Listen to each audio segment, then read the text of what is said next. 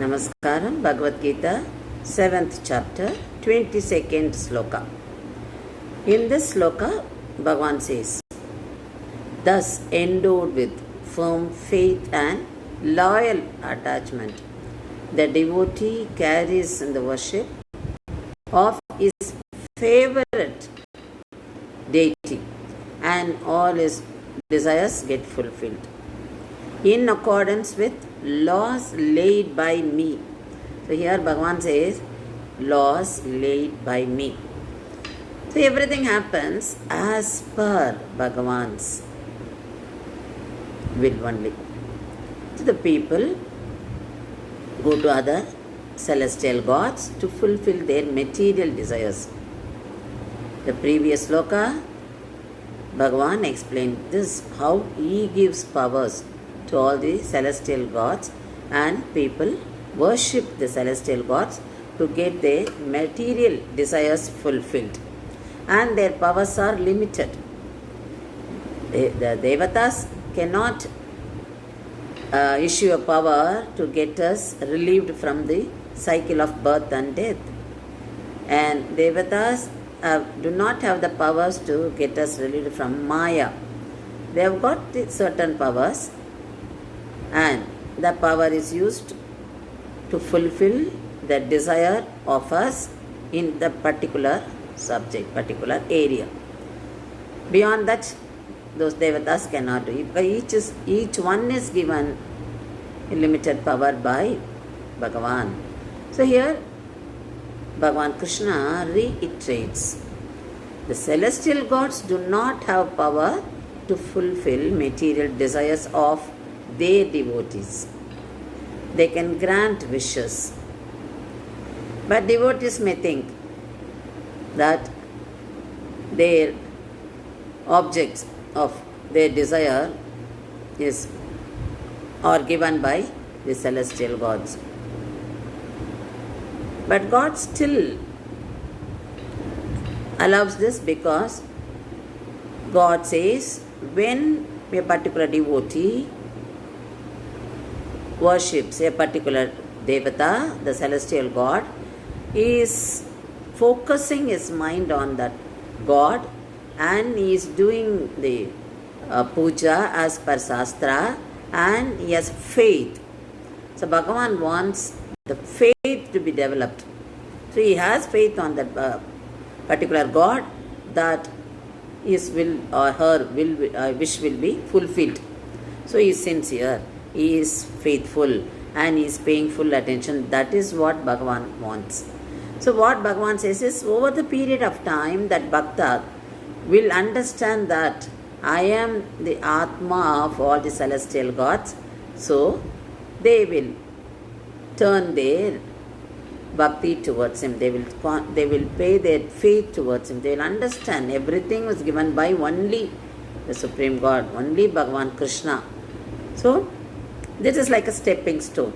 It's like how the children, when they play, they used to, when they are babies, they do a role play of parents, and while they do, they have a doll, their doll as a baby, and they show their caring towards the baby, the doll, and they give food and they take so much of, they are very compassionate to the baby, that is doll. So you come across, you can observe all these qualities in that the baby who is playing with the doll. So the values, the good values are accumulated while that baby is playing with the doll. So those good values are absorbed from the parents. So this is what happens. So the God has created the devatas and he expects the bhaktas to pay attention, that is undivided attention in worshipping the God and paying with full faith. So that is very important. Though it is for material wish, but still they should have faith in that God. So Bhagavan says, yes, let them have that. So I want, because that is basic. So once he gets a mental maturity, he will know that I am the one who gave powers to all these celestial gods, and he will turn towards me. So he says, I'm promoting that value. So the Bhagavan Krishna reiterates in this sloka that particular message. So all actions yield fruits according to God's laws or natural laws. So the gods worshipped, that is Devatas worshipped, cannot by themselves confer on their devotees the fruits of their actions, because the fruits of actions are reaped according to the laws of nature. So Bhagavan is a guardian of laws of nature. Only he can do. He has the ultimate. He is the ultimate and he has the supreme powers. So that is what we devotees should understand. So Bhagavan is giving that message to us through this sloka. So whatever we do, we pray to Devatas, but the fruits of actions are given as per our karma, as per the laws of nature. So even they cannot change that. We have to undergo that. So their powers are limited. So there is a question in our mind, why going to all the celestials? Why not directly to Bhagavan Krishna? So this is what. So this question is also raised to have more faith in Bhagavan. So he is the one who is creating all this, creating the celestial gods. So why not we go directly to Bhagavan? Pragaladan lived that way. He never asked any other god for any of his reliefs from his father's tortures. He said only Namo Narayana in all the situations, and he was saved by Narayana from all the critical positions. So this is what we should learn. So yes, Bhagavan is the one who has got all the powers. So let's go to Bhagavan directly. Let us approach Bhagavan directly. Let's pray Bhagavan directly. So there is a Pasuram by Tondaradi Pudiyalvar in Tirumalai. He says that நாட்டினான் தெய்வமெங்கும் நல்லதோர் அருள் தன்னாலே காட்டினான் திருவரங்கம் உய்பவர்க்கு உய்யும் வண்ணம் கேட்டிரே நம்பி மீர்கள் கருடவாகனனும் நிற்க சேட்டை தன் மடியகத்து செல்வம் பார்த்திருக்கின்றீரே. So this Pasuram explains Bhagavan created all the gods by his grace and showed Srirangam as the path to those wishing to be released from the birth. Oh Nambis, listen, the Alvar is saying that. Tondaradi Alvar says this. The god riding the eagle is here in Srirangam. But you look only for wealth that is achieved by bad deeds. So he says, you all go to the celestial gods, but only for material wealth. But Bhagavan is here in Srirangam. So to come here, worship him. You take refuge in him and you get relieved from the cycle of birth and death. So that is what said by Bhagavan. So he is saying, you only for material welfare, material things you are going to the other gods. And that is achieved by bad deeds only. So he says no, that is not eternal. That is what he says. No, they are all the Devatas are not eternal. Only Bhagavan is eternal. Because even they are after the particular period of time, even this the Indra's that lifespan comes to an end. So this is what happens. So only Bhagavan is eternal. Only he is always there. So you come to him, you worship him. He is in the form of Garuda. He is in Garudavagana. He is there in Srirangam. You come and pray him. So these Pasurams make us understand much more about qualities of divine qualities of Bhagavan, and he is the only one who is eternal. There is once Rama and Sita, they were strolling. This happened during their stay in Chitrakuta.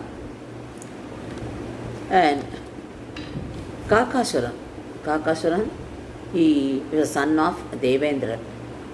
He came there and he looked at Sita and he pecked Sita at her chest. And Sita, because Rama was sleeping, she didn't want to disturb Rama, so she was managing that. But again, Kakasuran came and pecked her at her chest. So it was profusely bleeding and she was in pain. Then when Rama was disturbed by this because she was trying to drive away the Kakasuran by her sari. So Rama was disturbed and Rama woke up and Rama found Sita. Her eyes were full of tears and reddish and she was suffering. So Rama immediately picked up some grass and he said some mantra and he sent it. So that grass has been sent as an arrow. Then Kakasuran, at the time he went to all the Devatas and he went to his father Devendran, and none of them were ready to save him because they don't have that power. They said, no, we can't do anything. Then Kakasuran understood they do not have powers to escape, to save him, to make him come out of this problem. So it is better I'll go and approach Sri Rama. And he went there. What happens when Rama sent the arrow? What was observed by Kakasuran was when he moved towards Rama, he found that arrow was kept at a distance. But when he moved away from Rama, when Kakasuran ran from away from Rama, he found that the arrow is coming at a very fast rate towards him. And when he is moving towards Rama, the same arrow, he could find that it was kept at a distance. So he thought there's a message that I should go to Rama and get Saranagati. So he went there and he asked for apology because he realized that no one else could do anything in this. So he went towards Rama and he asked for forgiveness. Because he was helpless, he couldn't do anything. So he had to get it. So he fell on Rama's feet. Rama saved him, but after a minor punishment only. He lost his vision. So this is what happened in Kakasuran's life. So here the message is, Devatas could not do anything. They have only limited powers. They are perishable also. So here the Bhagavan, one who is supreme, he only, whether even Charanagati, only we can take up at his feet, and even if you are to be forgiven, only he can do, others cannot do. So this is what we learn from this story. And if you take Ravana did penance on Brahma and he got a boon. But what happened? He got a boon, but he could not alter the boon by Brahma later because he asked the boon, he prayed that he should not be killed by Yaksha, Gandharvas and so many people he included. But he did not include human being and monkey. But he didn't realize that. That is what Tondaradi Putta says. It is as per the laws of nature, it happens. So here what happened, Ravana, he did not add human being and monkey because he thought that they are inferior to him. They could not do anything. So why should I include them in my prayer? So he didn't. But what happened? He was killed only by a human being. Vishnu came in the form of human being. That's Rama, and killed him with the help of monkey, Hanuman. So this is what happens. So even Hiranyakashipu, if you take Hiranyakashipu, he also did penance and he got boon from Brahma. But what happened? Bhagavan came in the form of man and of lion, and he all the contents of the boons were fulfilled, and there was no violation because the Devata gave. But Bhagavan had his own determination and his own. He decided how he could go and kill Hiranyakashipu. So he came in the form, he appeared in the form of half man and half lion, because he got the boon that he should not be killed by a man, he should not be killed by an animal, he should not be killed by any of the creations of Bhagavan. But here Bhagavan came. So this is what. So the Devatas have got very limited. They cannot alter what the wish they grant. Even that could not be altered by them. So only Bhagavan is the ultimate. That is what we understand from all these Puranas. And there is one more Pasuram by Nammalvar. Avaravar Tamatamadu Arivari Vagai Vagai. Avaravar Irayavar Yena Adi Adayavargal. Avaravar Irayavar Kuraivilar Irayavar. Avaravar Vidivari Adaiginranare. So we have seen already in Kakasuran's case. So that was his fate. Nobody could help him. He had to lose his vision because he made that sin. He prayed with Mahalakshmi. So Sita Devi, because there was Sita Devi, she recommended for forgiving him. So he got it. Otherwise, he would have been killed. So that is what this Pasuram says.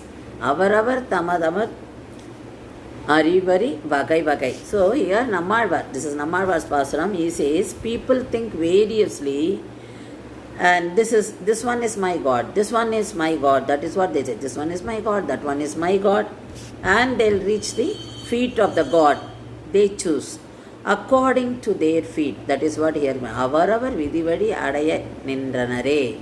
So each one choosing the God according to their feet. So they will reach the feet of the God they choose according to their feet, and He will give them all things that they want.